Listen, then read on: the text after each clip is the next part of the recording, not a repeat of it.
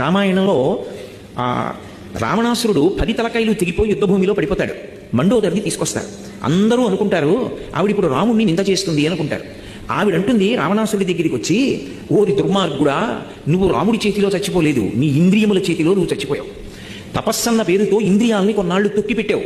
ఆ ఇంద్రియాలని తొక్కి పెట్టడం ఎవరికీ సాధ్యం కాదు. ఓ త్రాచుపాము ఇలా వచ్చేసింది అనుకోండి, నేను కంగారు పడిపోయి లేచాను, నా కాలు పాము పడగ మీద పడింది, పాము పడగ నా కాలు కింద ఉంది, అది ఇప్పుడు నన్నేం కరవదు, అలా అలా అలా తోక తిప్పుతోంది. పాము పడగ నా కాలు కింద ఉంది, అది నన్ను కరవలేదని చెప్పి నేను ధైర్యంగా పాముని కాలు కింద పెట్టుకుని నించోగలనా? నేను కాలు ఇప్పుడు తీద్దామని చూస్తాను, అది నన్ను ఇప్పుడు కరుద్దామని చూస్తుంది.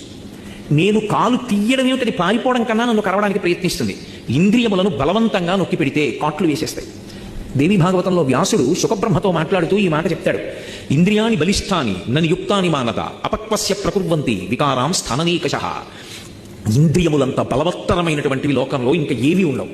అందుకే భాగవతంలో ప్రహ్లాదుడు హిరణ్యకశిపుడితో మాట్లాడుతూ అంటాడు, లోకములను